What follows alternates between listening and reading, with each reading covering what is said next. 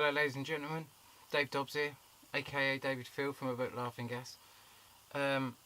It's 5th of June 2016 today, and I want to give you my most up-to-date timeline of Nibiru, because there's a lot of stuff coming out. There's something coming out on TV on the 7th of June, Tuesday the 7th of June, which is a Channel 4 thing, which is a look at my brother and myself's kind of our lifestyle, and in it I talk a lot about Nibiru, and so I think a lot of people are going to be curious about where I stand on the subject of Nibiru since making that film, because another sighting has come into place.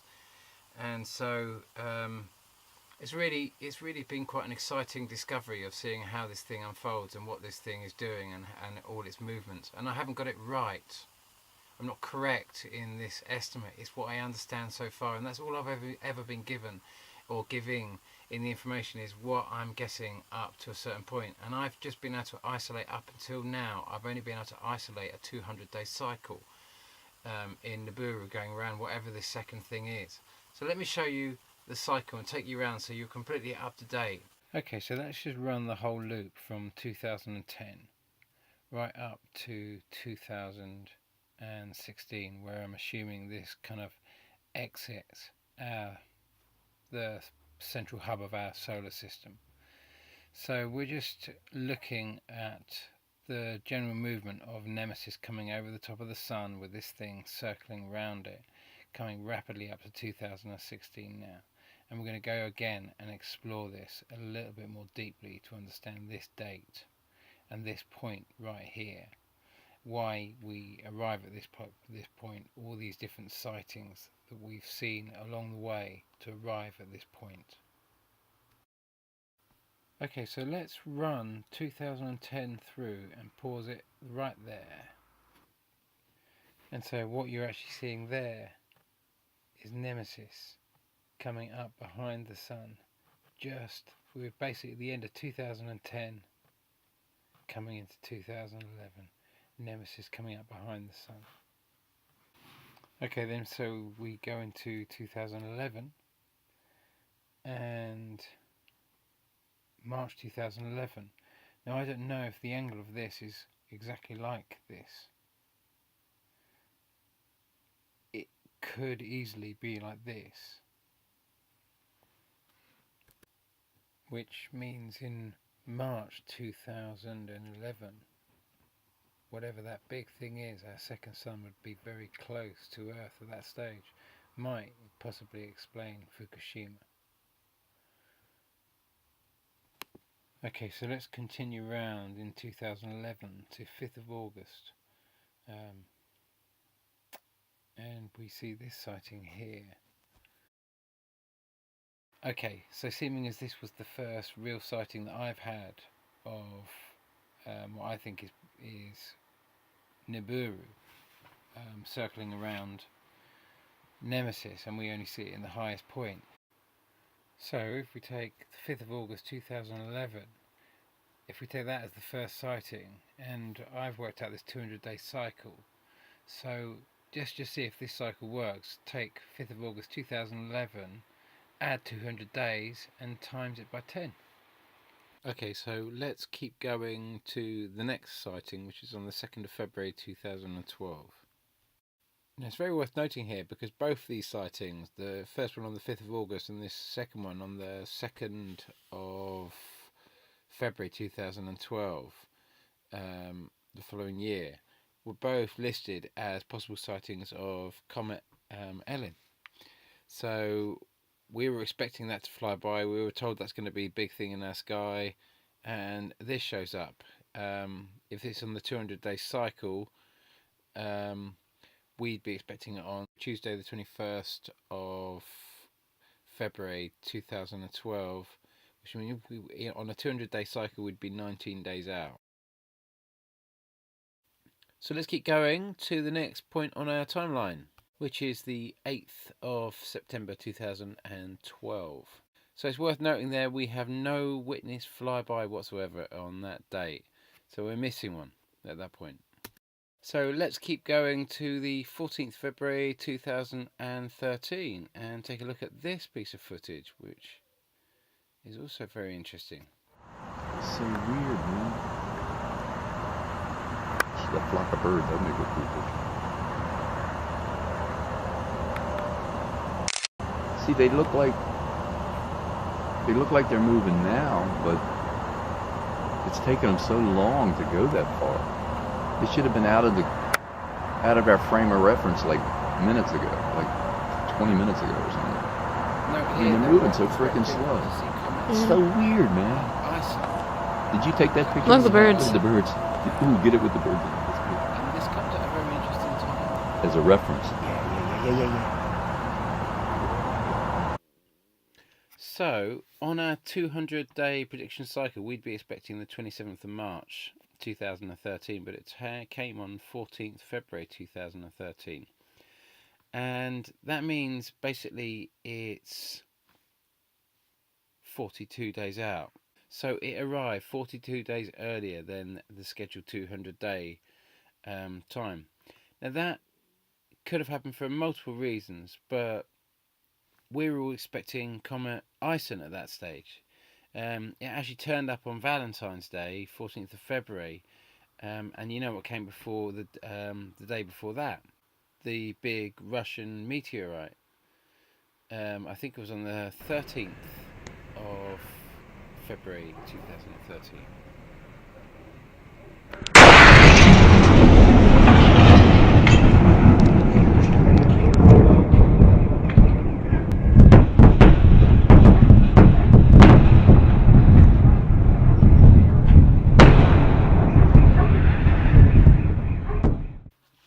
Okay, so let's keep going around, and we come to the next sighting, which is on the 14th of October 2000. Okay, here it is again. I'm using night mode now, and it's just moving very slowly towards the eastern sky with a mist around it the whole time. A mist that is circling. The mist is like, hard to describe, elliptical around it.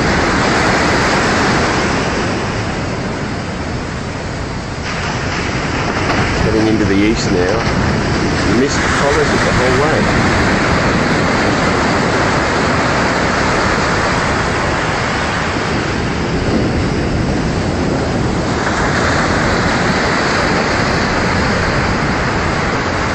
It's silent. Fairly bright. At first I thought it was the moon. Size-wise, maybe the size of maybe quarter moon.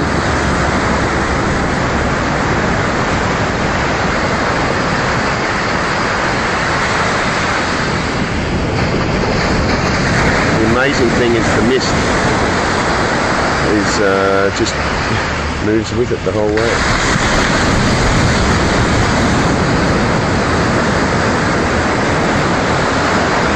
There's the ocean below. Still moving. Constant speed.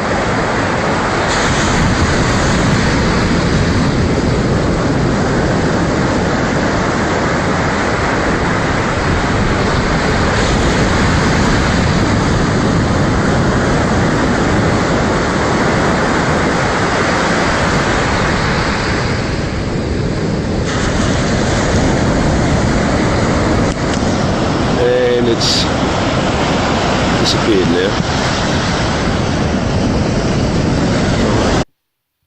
Okay, so on a 200-day cycle that we've been looking at, that would have been due on the 13th of October 2013. It came 14th of October 2013.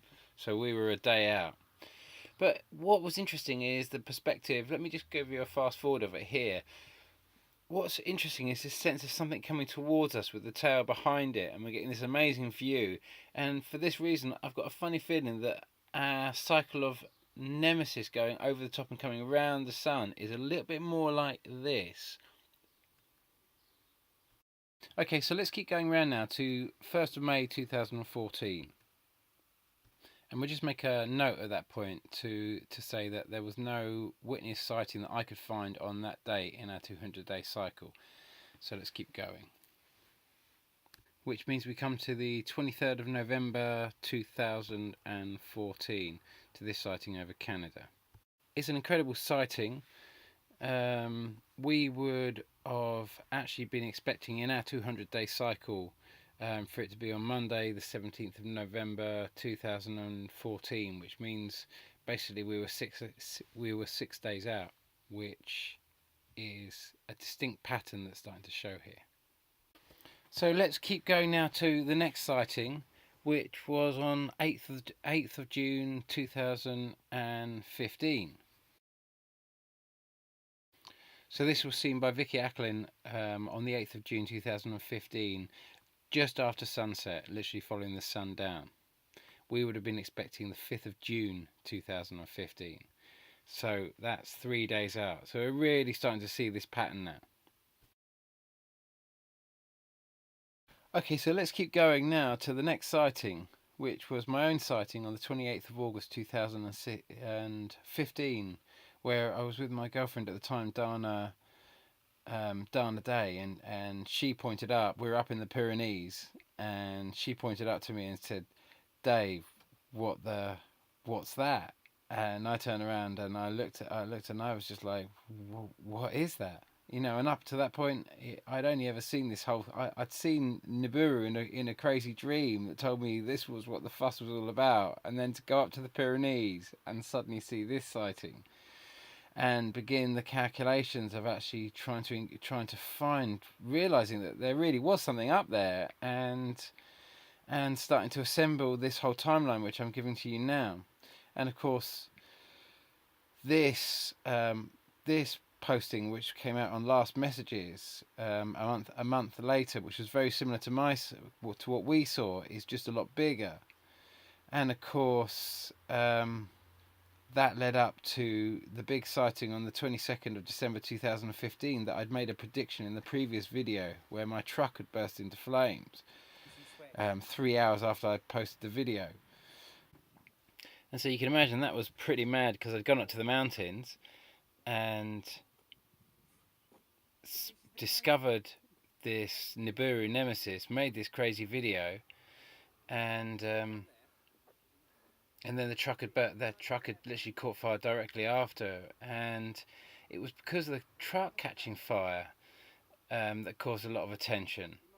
That really put me on the radar a lot more. I thought it was really losing everything, but actually put me on the radar a lot more, and my whole story made my story a lot more public. And then the video went on to get nearly 100,000 hits, which was when Channel 4 or Love Productions got in contact with me soon after that, and it all started getting quite curious, and I was seen as really quite a madman, until of course we come round in the cycle to the next point, which is the 22nd of December, and we have these two sightings.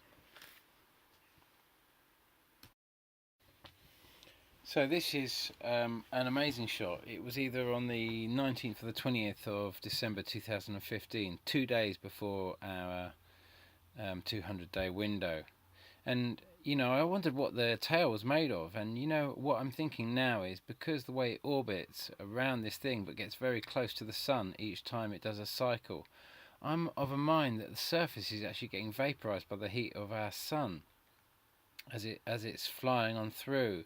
I don't think this is ice, I don't think this is a comet, I think this is a planet, and the surface is literally leaving a trail of everything that's coming from this. That is the vapor trail. And then this 4 days later. Holy moly, that's no freaking airplane. December 24th, 2015. Central Indiana, this is Becky Lewis. Oh my freaking God. Are you kidding me? Let me tell you, that is no freaking airplane. That's in the southeast, where I always get the red glow. Holy God. Shit, I can't even hold it still. Please, excuse my language. Oh my gosh. I am just tripping out. What the frick? Oh my freaking gosh. Friends, it is going to go behind that stuff and I won't be able to see it anymore. Oh my gosh. And of course, here's where we've had the big sighting that's changed everything. This is on the 28th of March 2016. Now this was a day before I made my or a day after I made my last video saying that we were coming to the 100-day point in the 200-day cycle. So we were basically 100 days. We were right in between the 22nd of December 2015 and the 11th of July 2016. So Becky Lewis filmed this on that day, and this is filmed at sunset, so it looks like it's heading in the same direction, except that note that she's filming this at sunset, not sunrise. So you've got a picture that she's looking out at the same kind of thing, but she's upside down from where she was at sunrise when she first filmed it on the 24th of December 2015, 100 days before. So you're getting the reverse thing. So what this actually means is we're seeing Nibiru and another planet that's obviously orbiting Nemesis. We're seeing these planets for the first time on the far side of their cycle, which means it's passed clean through the ecliptic, because we haven't been able to see these because they've been too close to the sun, and suddenly on this side they're not close to the sun anymore. So it means it's dropped through the southern hemisphere of our solar system and is heading out from whence it came.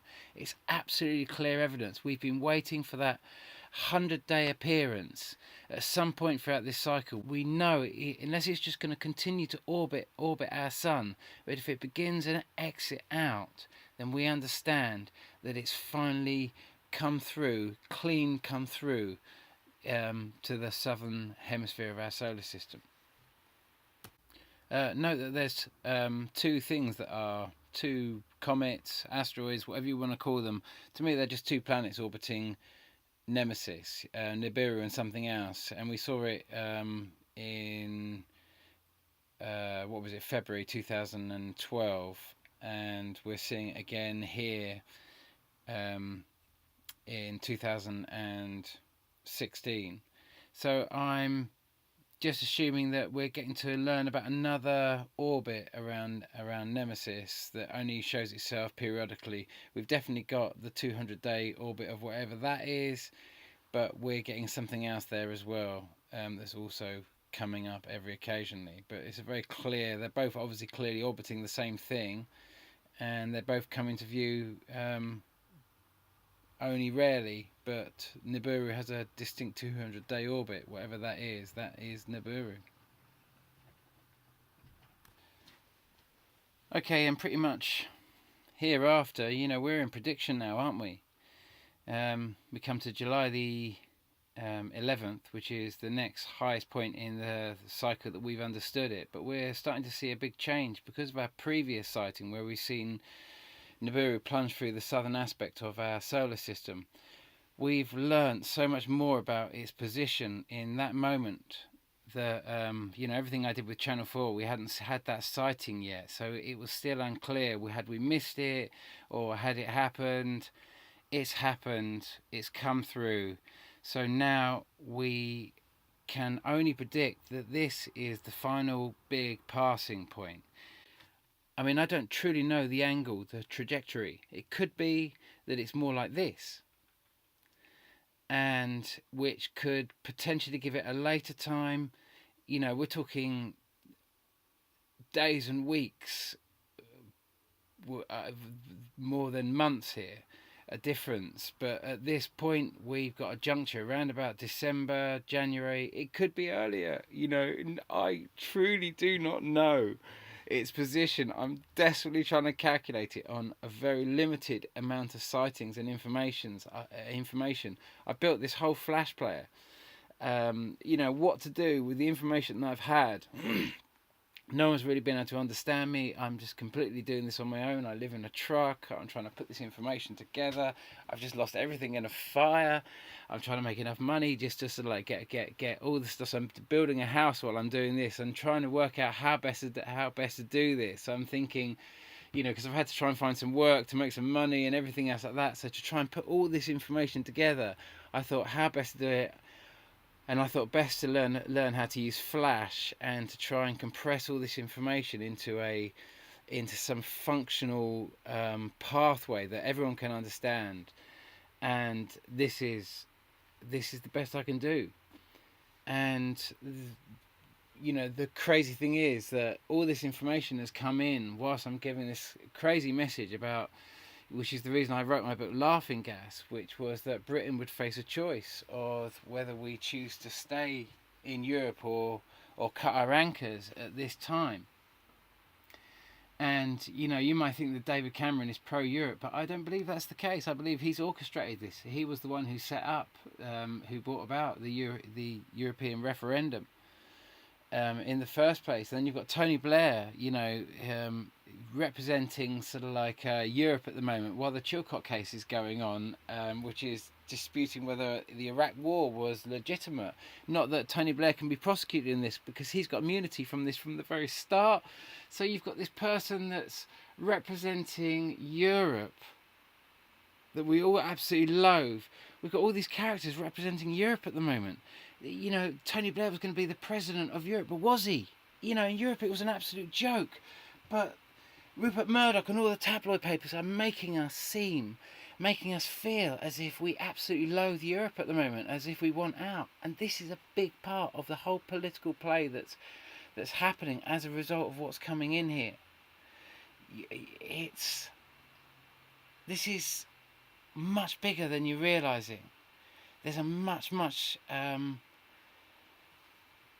lot of people truly understand that this thing's coming in and are gearing up for it, and breaking us away from Europe is a very dangerous thing right now, because you break away from all forms of human rights if you do this right now. We head into a situation where we really are on our own, and we know that it's to do this because we are in fear of refugees coming into our country, when we know that these refugees are in many cases fleeing the very bombs that we've actually supplied, and a lot of conflict that we've exacerbated. We know the best solution to this is not to close our borders, but to keep our borders open, but to stop supplying weapons and stop creating wars. You know, we can look and say, did Europe do this? Did Europe do all the crimes that Tony Blair did? Did Europe do all the crimes that David Cameron did? What I consider crimes, you know, invading Libya. I think that was wrong. Just like I thought Tony Blair invading Iraq was wrong. Did Europe do those things? Was that Europe to blame? You know, you've got to ask yourself: did Europe do it? Are you being fooled here? Because guys, I'm not going to be at Glastonbury this year. You know, number one, I haven't. You know, I've been invited to go along and what have you, and get involved in the Gorilla Bar and what have you, which is a big part of what I've done for many years. But I'm not going to be doing the House of Commons because I'm not really welcome to do that. You know, I'm pretty mad at the moment, and soon to be the maddest man in this country. But I cannot contribute to a massive show that's going to be a massive distraction to this EU vote, because I see what they're doing. They're trying to distract you away from it, repulse you away from Europe. And Europe is what you won after the Second World War, after all the lobbying. That's what you finally got, a proportionally run electoral system.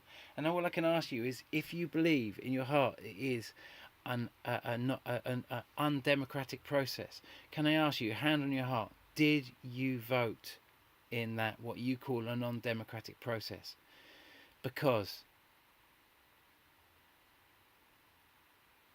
if you didn't vote, then I can only tell you that what you call was a non-democratic process was simply a non-democratic process for you.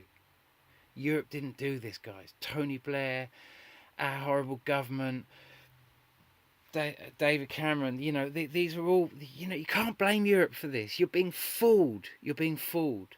Don't do it, guys, because you don't want to break from Europe when this thing is coming in. You just don't want to do that.